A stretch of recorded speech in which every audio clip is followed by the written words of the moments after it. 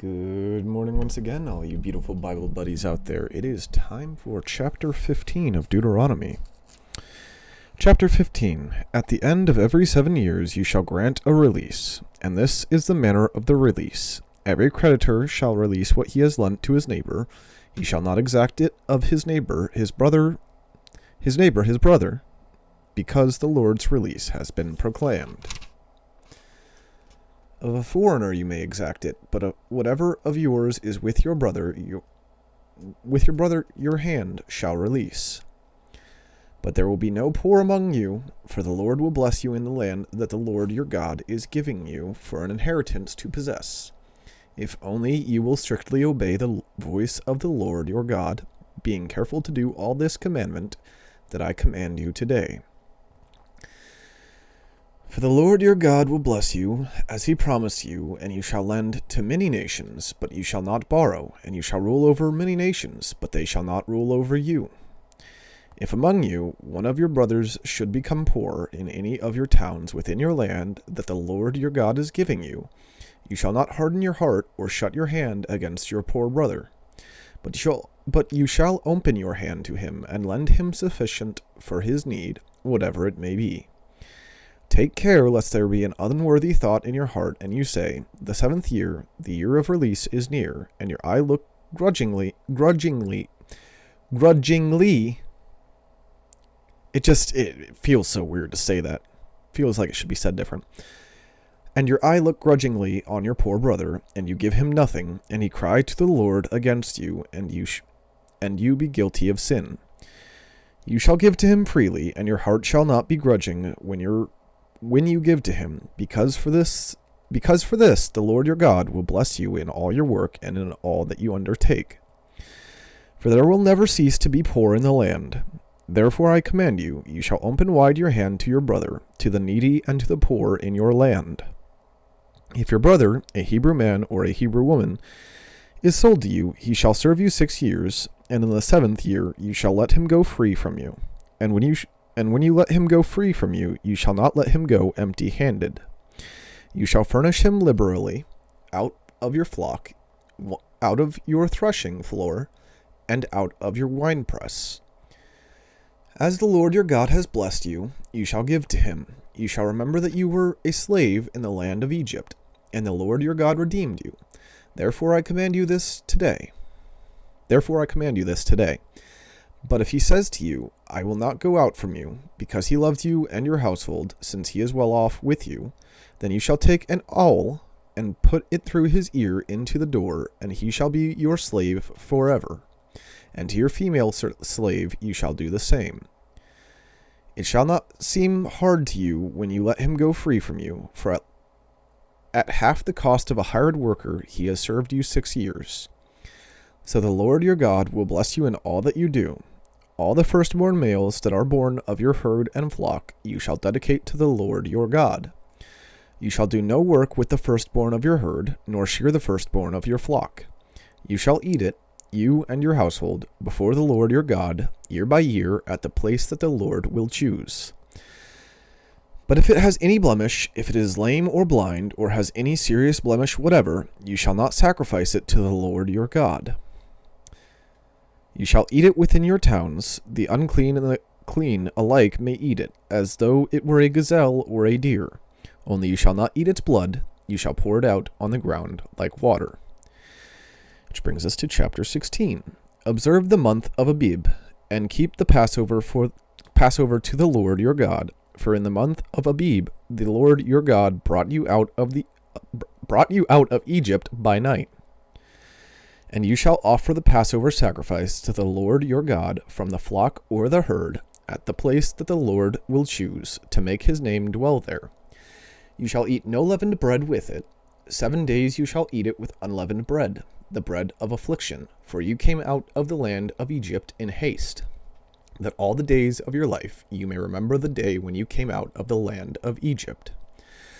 No leaven shall be seen with you in all your territory for 7 days, nor shall any of the flesh that you sacrifice on the evening of the first day remain all night until morning.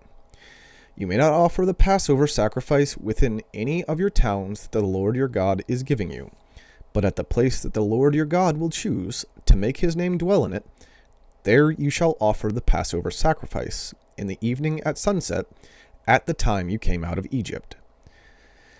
And you shall cook it and eat it at the place that the Lord your God will choose. And in the morning you shall turn and go to your tents. For 6 days you shall eat unleavened bread. And on the 7th day there shall be a solemn assembly to the Lord your God. You shall do no work on it. You shall count 7 weeks. Begin to count the 7 weeks from the time the sickle is first put to the standing grain. Then you shall keep the feast of weeks to the Lord your God, with the tribute of a freewill offering from your hand, which you shall give as the Lord your God blesses you. And you shall rejoice before the Lord your God, you and your son and your daughter, your male servant and your female servant, the Levite who is within your towns, the sojourner, the fatherless, and the widow who are among you, at the place that the Lord your God will choose to make his name dwell there. You shall remember that you were a slave in Egypt, and you shall be careful to observe these statutes. You shall keep the Feast of Booths 7 days, when you have gathered in the produce from your threshing floor and your winepress. You shall rejoice in your feast, you and your son and your daughter, your male servant and your female servant, the Levite, the sojourner, the fatherless, and the widow who are within your towns.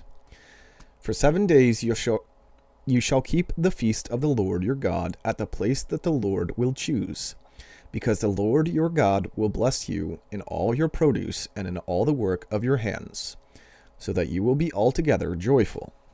3 times a year all your males shall appear before the Lord your God at the place that he will choose, at the feast of unleavened bread, at the feast of weeks, and at the feast of booths. They shall not appear before the Lord empty-handed. Every man shall give as he is able, according to the blessing of the Lord your God that he has given you. You shall appoint judges and officers in all your towns that the Lord your God is giving you, according to your tribes, and they shall judge the people with righteous judgment.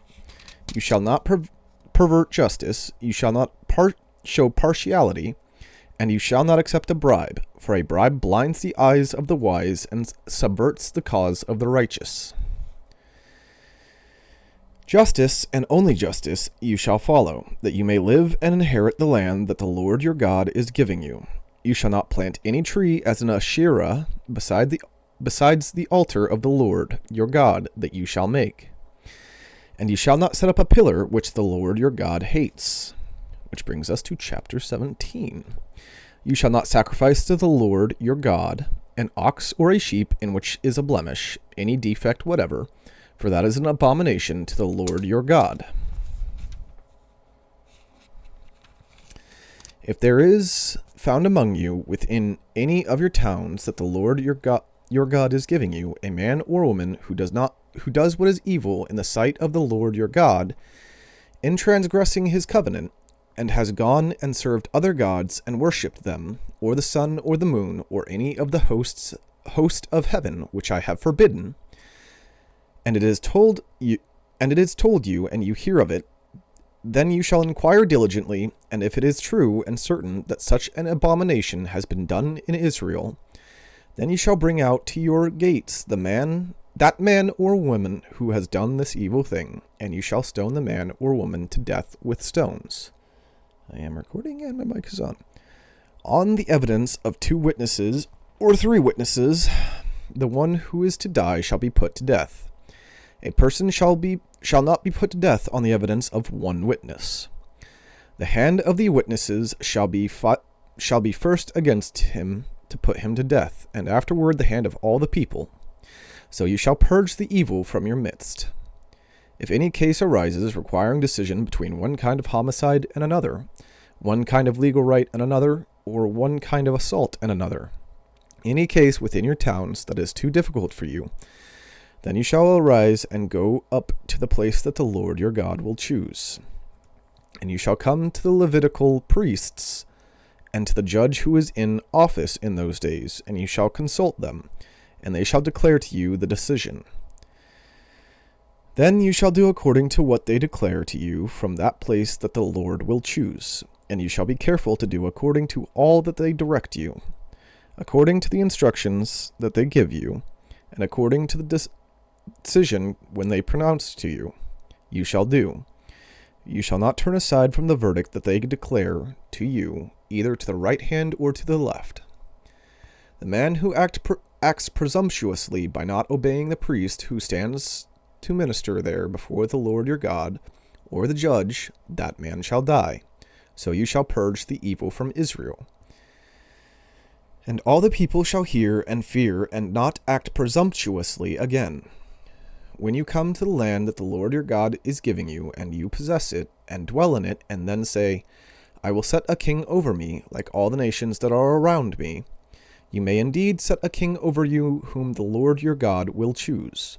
One from among your brothers you shall set as king over you. You may not put a foreigner over you, who is not your brother. Only he must not acquire many horses for himself, or cause the people to return to Egypt in order to acquire many horses, since the Lord has said to you, you shall never return that way again. And he shall not acquire many wives for himself, lest his heart turn away, nor shall he acquire for himself excessive silver and gold. And when he sits on the throne of his kingdom, he shall write for himself in a book a copy of this law, approved by the Levitical priests.